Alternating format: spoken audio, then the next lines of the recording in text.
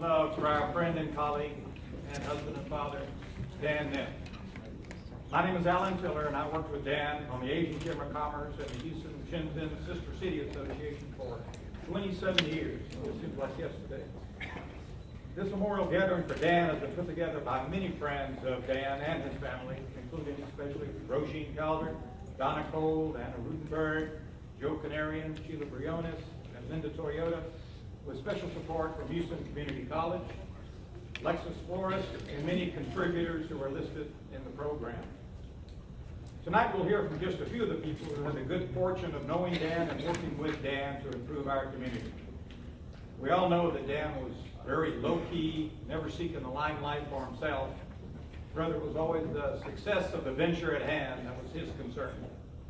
So he'd probably be a bit embarrassed by all of this attention, but his memory deserves it, and it's our privilege to participate in it. Following this program, there'll be an opportunity to pay your respects personally to Dan's family, with his wife Ryko, his daughters Elaine and Emily, his other family members here as well. Jonathan came from New Jersey, a nephew, and I believe his Dan's sisters May and brother Dwayne are here. You're very welcome. Glad to see you all here. But we'll begin with an invocation from Diana Rutenberg. Diana.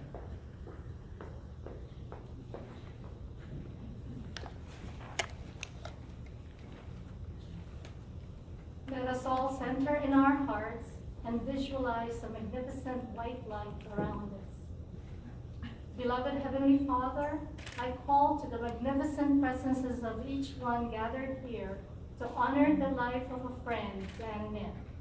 Thank you for this wonderful opportunity to be together to give praise to a life dedicated to the betterment of this community. We pray for the protection, guidance, comfort, and well-being of his family and friends. And we call to the angels to accompany Dan's soul to his rightful place in your kingdom. All this we ask in accordance to God's holy will. Amen. Thank you, Diana. It's a reflection of Dan's contribution to our community, to Houston, that we have with us tonight the mayor of Houston and two of his predecessors. We also have council members and community and business leaders who have taken the time to attend tonight. Is Council Member Steve Lee here? I believe he was going to come. Well, although Mayor Turner hardly needs an introduction, I'm going to give him one. Mayor Sylvester Turner was elected as mayor in December of 2015 and sworn in January of 2016. He was born and raised in the Acres home community of Houston, one of 9 children, raised by financially modest but proud and hardworking parents, although his father died of cancer when Sylvester was only 13 years old. He was educated in our public schools, graduated from our own University of Houston, and went on to graduate from Harvard Law School. In addition to a successful career in private law practice, Mayor Turner has certainly earned his stripes in public and community service, including his service in the Texas House of Representatives from 1988 until his election as mayor. It is my pleasure to present to you Mayor Turner. Whatever you want to do. Thank you so very, very much. And look, I am honored to be here this evening. I had the privilege already of visiting with Dan's wife and his lovely daughters. I had a wonderful visit with them. And quite frankly, I would tell you that I am humbled just to be standing here this evening. Dan has done far more than what I've done just being mayor of the city of Houston in the last 20 months. So as I told them, I'm commanded to be here. And then very, very seldom, at least since I've been mayor, have I've been at any place when there were 3 mayors all at the same time. That gives you a sense of the impression that Dan has had on this city. To be here with Mayor Parker and be here with Mayor Brown speaks volumes about his contribution. Coming from Canton, China, then by way of Hawaii, and then ended up in the city of Houston, Dan has had a tremendous impact on the city over the last 40 years. And as I talk to people in this room and others, you can't talk about the Edu or the east part of downtown Chinatown without thinking about Dan. and the impact that he had there. And then from Chinatown, now in Southwest Houston, a direct impact there. Co-founder of the Asian Chamber, president of the Asian Chamber for 8 or 9 years. The Community Development Corporation out there. Saw Bob Urich, the impact on downtown, Houston Blueprint, the list goes on and on. And so having said that, I don't have to read the entire proclamation because I've already talked about it. And so let me just go to the bottom line. On August 23rd, 2017, a community tribute will be held in memory of Dan Nim, and the city of Houston is grateful for Dan's determination, leadership, wisdom, and generosity, and commends those who celebrate his life and impact on the community. And therefore I, Sylvester Turner, Mayor of the City of Houston, proudly proclaim August 23rd, 2017 as a Memoriam Dan Nip Day in Houston, Texas. Thank you for the contribution that he has made.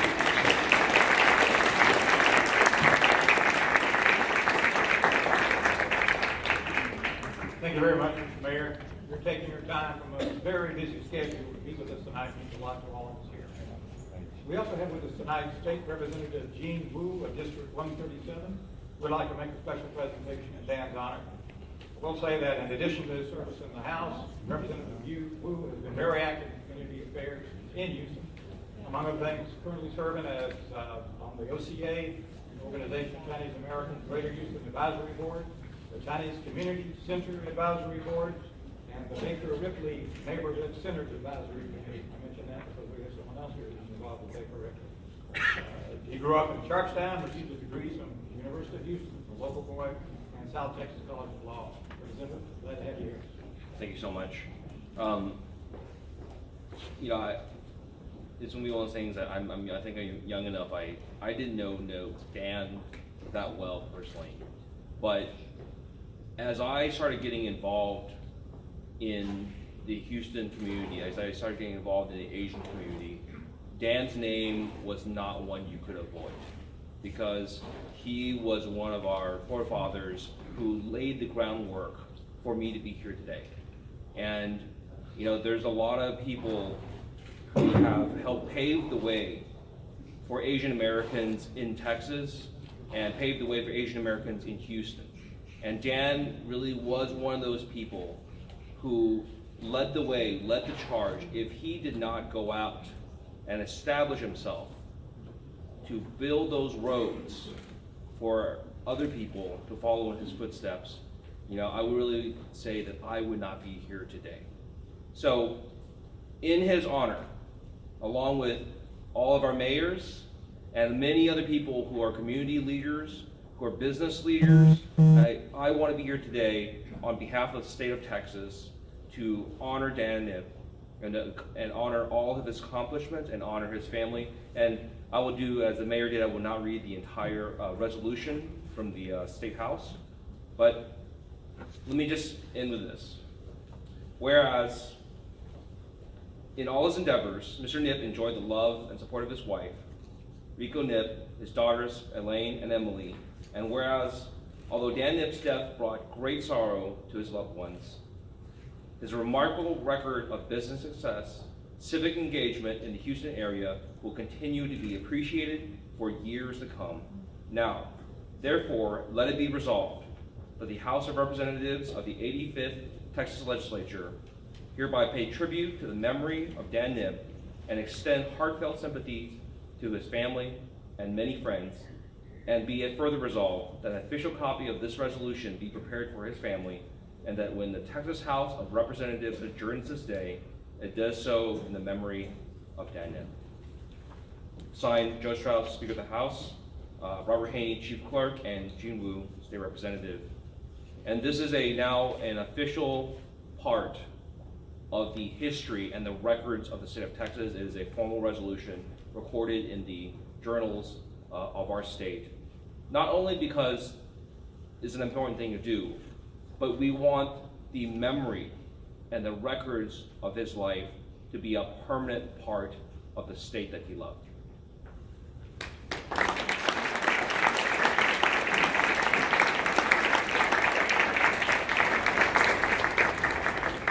Thank you very much, Representative booth. It's now my honor to present to you the Honorable Lee Brown, who served as our mayor for the maximum of 3 terms. That was all that was permitted back in those days, from 1998 to 2004. He was well known and well appreciated throughout the city for his efforts at strengthening the city at the grassroots, its neighborhoods, including my own neighborhood of the Heights. I remember seeing Mayor Brown in the Heights several times. Before his service as mayor, Mayor Brown had a long and distinguished career in law enforcement, including service as the police commissioner of New York City and Houston's police chief from 1982 through 1990. He also served under President Clinton as his director of the Office of National Drug Control Policy. Mayor Brown, would you like to make some comments?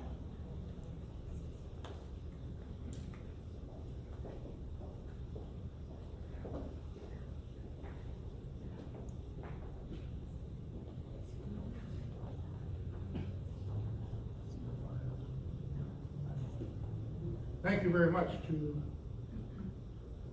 Dan's family, to Mayor Turner and Parker, all of us, all of you gathered here today. They gave me a very limited time to speak.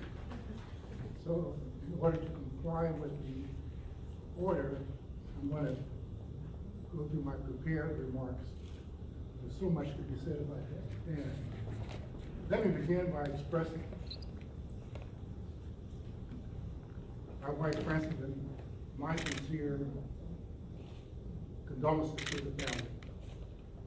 We share in their loss. When I thought about what I would say this evening, I could not help reflecting on the fact that Dan was an accomplished businessman and was devoted to Houston and international trade and development.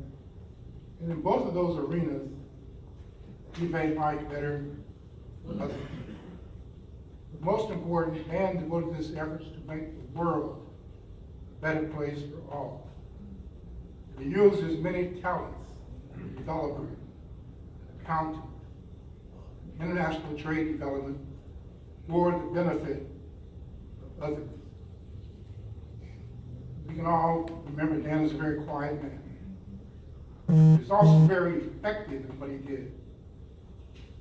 I knew Dan best for his work in international trade and development. This was the niche in which he excelled. While serving as mayor, I was always delighted when he joined me in one of my trade missions. He added so much knowledge to what we were trying to do. Much of Dan's work in international trade and development was done through the company named PMI. Dan formed PMI in 1988. He did so as a vehicle for engaging in international trade, real estate, and international development. He served as its president. And through that company, he was able to establish business relationships with financial institutions, infrastructure and construction companies, and engineering firms in other countries. Through PMI, Dan was able to improve the quality of life of many. One only has to visit Hong Kong City Mall, Southwest Houston, or the several projects for senior citizens in Shanghai, China, to see the results of Dan's work. And Dan had a dream. That dream was to revitalize the old Chinese area near downtown. Also, they had a vehicle for carrying out that dream. That vehicle was the federal government EB-5 program.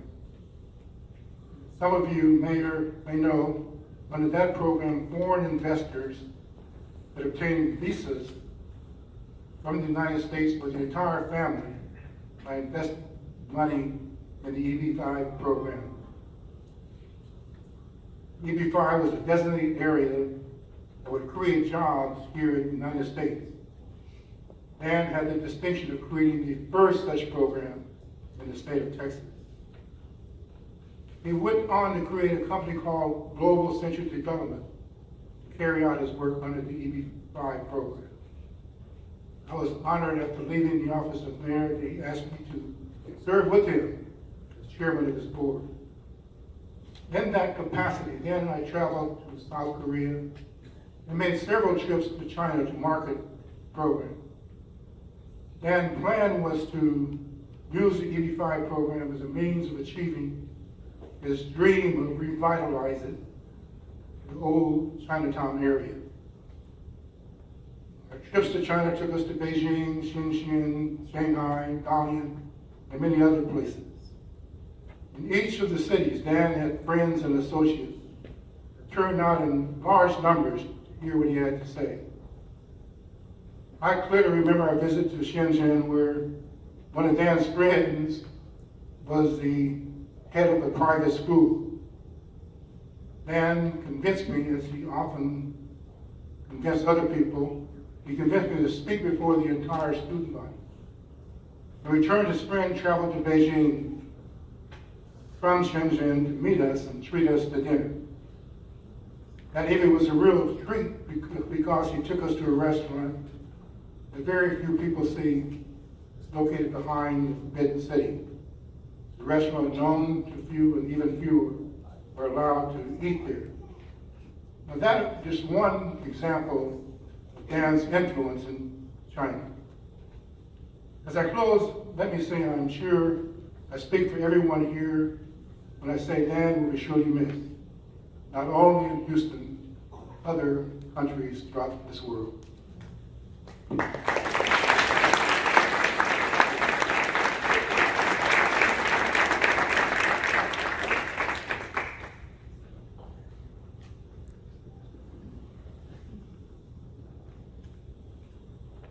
Thank you very much, Mayor Brown. Again, it's good seeing you again. Immediately preceding Mayor Turner was the Honorable Anise Parker, who also served a maximum 3 terms of 2 years each. I guess you were the last mayor to be limited to that. From 2010 to 2016, when Mayor Turner was sworn in. I've had the personal privilege of knowing and working with Mayor Parker since the early 1990s in the Montrose area of Houston with the Neartown Association. So I'm very familiar with her commitment and service to community matters and the city as a whole. Prior to her election as mayor, Mayor Parker served on the Houston City Council for 6 years and as city controller from 2004 to 2010. In 2010, she was named by Time magazine as one of the 100 most influential people in the world. And in 2014, she was named as the top mayor in the United States by City Mayors Foundation.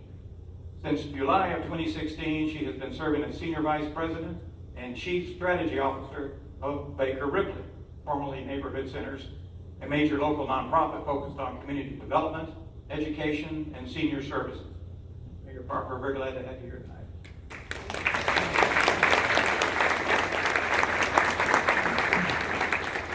Hi, Gene. Sorry. Hopefully the rest of us, the rest of the speakers will be short enough for this. You know, it's an honor to be here. As Mayor Turner said,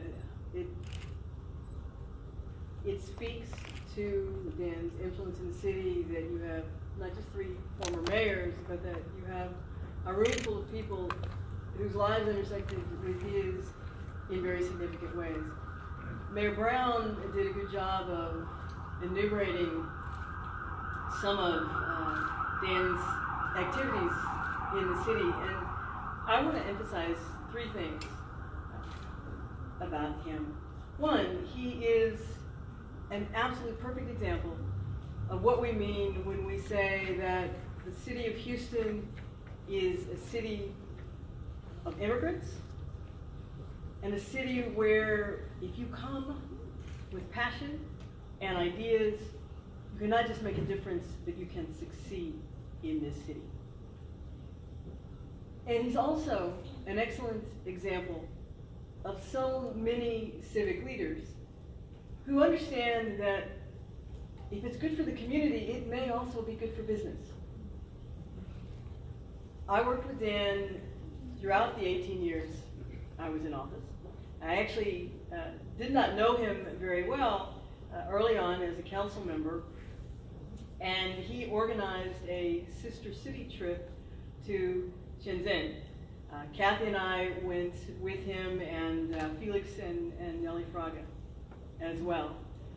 And as Mayor Brown said, when you travel with someone, when you spend a lot of time in a foreign country where you don't speak the language, you're very dependent on that person.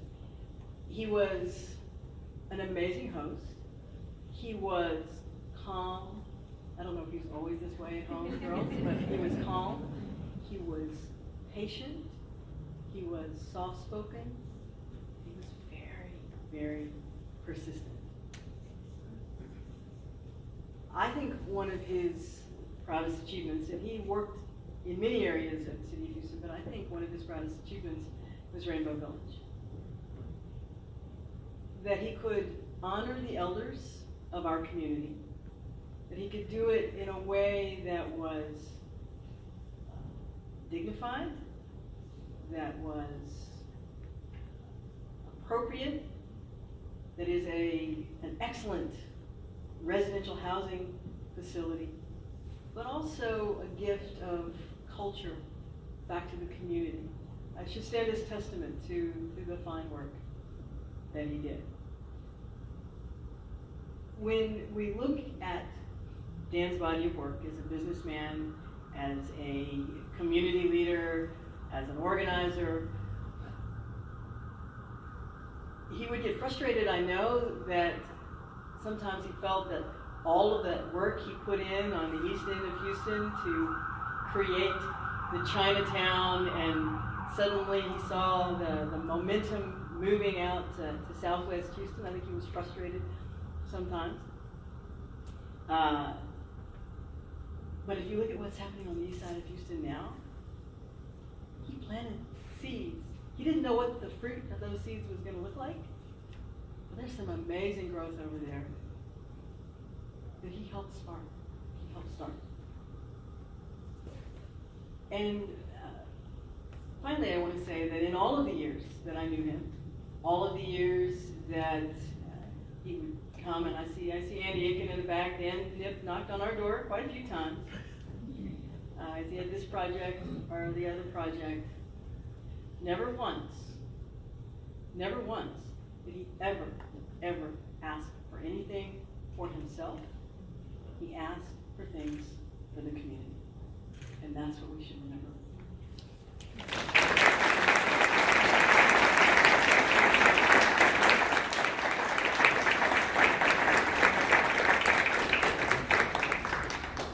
Thank you very much, Mayor Parker. And by the way, we're glad to have your wife, Kathy Hubbard, here tonight. Good to see you again, Kathy. Richard Cole, who is now retired and living the good life as an emeritus member of countless Houston area chambers of commerce, was the face of AT&T, at least for many of us, as the director of external affairs for many years. I worked with Richard for many of those years as members of the board of directors of the Asian Chamber of Commerce. This all came long after his acclaimed career as a football player with the University of Oklahoma. Richard, would you like to come up and share some of your thoughts and memories of Dan? I don't know what I'm going to say after 3 mayors and a state representative preceding me here. But I'm honored to be one of the speakers today. You'll notice that Donna Fujimoto Cole is following me. That is not my wife, but it is my sister.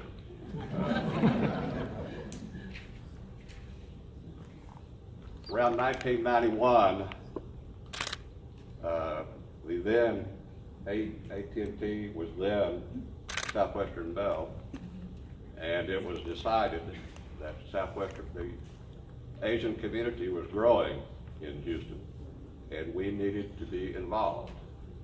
I volunteered to be that person, to represent Southwestern Bell in the Asian community. I spent a year in Korea in the armed forces, and had visited Japan, had visited Hong Kong, Taiwan, and developed an affinity for the Asian culture. So I had to devise some way to get into the community. So I had noticed in the newspaper there had been an article about the growing Asian community. This was around 1991 also. And there was a picture of a fellow named Dan Nip. And he was called a headman. And so I thought that'd be a good guy to get to know in my venture there. So I called Dan. He was located at the mall on the east side of downtown. And he said, come on over. And so I did. And we established a relationship. And I didn't know at that time that that was going to be a lifelong friendship. But that's what developed from it. Dan mentioned many things to me about, or many organizations I could be involved with in the Asian community, and one of which, of course, was the Asian Chamber of Commerce, which he was a co-founder of, correct me if I'm wrong, 1989? 1990. 1990, of which he was a co-founder of. So I became involved with that, as many of you know. And when we decided to have our own location for the Asian Chamber of Commerce, I talked to Dad about it. He volunteered to buy some land out on the Far Bel Air, build a building on it and call it the Asian Chamber of Commerce building. That is not what happened, because the Asian Chamber of Commerce, as many as you know, did buy a location on the Sam Houston Toll Road. Dad felt no animosity about that. He was only interested in helping the Asian Chamber, and he was one of the first contributors to the purchase of that location that we had on the Sam Houston Parkway. He was the essential hit man. In 2004, we started the Asian Chamber of Commerce Scholarship Foundation. And I think Elsie Wong there can tell you it was a hard thing to do. But Dan was, I called him, of course I called Dan and talked to him. And he was an early contributor and donor. And through 2017, through this year, that foundation still exists. He has given over $150,000 worth of scholarships to deserving high school graduates, and over 150 high school graduates. So that survives. Dan was also a good family man, big family man. I asked him one time, how did he get Reiko to marry him? Such a smart and vivacious woman. He said, well, he had to do a lot of talking to her family and to her. But he was able to be successful there. And his daughters, Elaine and Emily, resulted. He was taking them, they lived in Sugar Land at that time, and he was taking the girls from Sugar Land to Kincaid School. He would take them up there and then bring them back every day. And I said, Dan, that's a lot of driving. He bought a house up by Memorial and moved up there so the children could be next to their school. He was a devoted family man. He and Reiko sat with me at numerous functions and on occasions, social events. They love social events, being with people, talking. One time we were at a function and his cell phone rang. And he left, came back, I don't know, 15 or 20 minutes later. And I said, Dad, you're gone a long time. Is everything all right? He said, well, that was a friend of his from Hong Kong that had called and asked him to look into buying 200 Cadillac cars because the Chinese were going to enter Hong Kong. And they wanted him to look into this Cadillac purchase. Again, he was not just a head man in Houston, he was a head man in China also. We would go to Rocket basketball games. We loved doing that. We went there numerous times on New Year's Eve, and then would go bring in the New Year's at some Chinese restaurant that Dad knew, and he knew them all, all over town. I should not just limit it to Chinese restaurants. He knew everybody in town. And we would ring in the new year after the Rockets game on several occasions.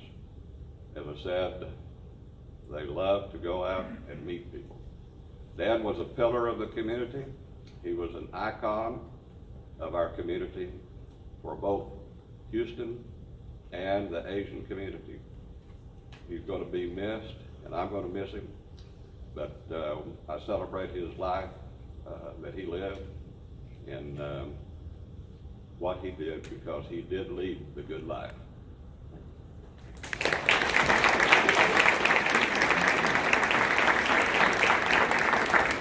Thank you very much, Richard. Well, I have worked in and lived near downtown Houston for 36 years now, so downtown is one of my favorite places. And I have so much enjoyed seeing the area blossom and develop as a destination for not only employment, work, but for enjoyment. Just a good place and fun place to be.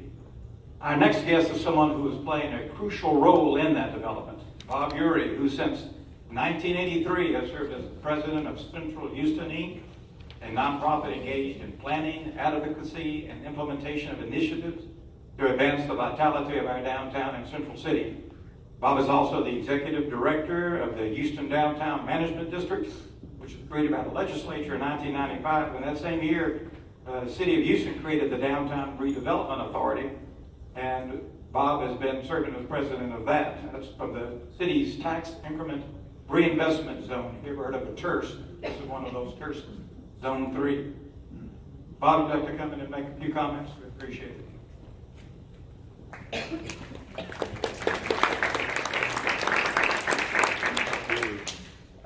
To the family. I just want to lift up Dan in his role as the leader of the old Chinatown in East Downtown, and I want to share just a little bit of that history with you tonight. We kind of look at that as the historic Chinatown, and honestly, in doing a little research for this, I realized it is actually the second historic Chinatown. The first was over on Texas Avenue on the other side of downtown. I remember being at a lunch it was hosted by Bobo Wu at the Sun Deluxe, and Bobo was handing off his long-standing leadership of the old Chinatown, I'm going to call it Chinatown, and introducing me to a young man that he was placing a great deal of trust in, that young man being Dan Nim. And it was a very good bet, I think, on Bobo's part, because he picked the right guy for this thing. Dan to be the leader, the visionary, and the guy to get action in the efforts to really kind of move Chinatown along. Really, right in that time frame, the George R. Brown had opened, and you all may remember, in that early day of the Brown, it was pretty lonely over there, okay? We didn't have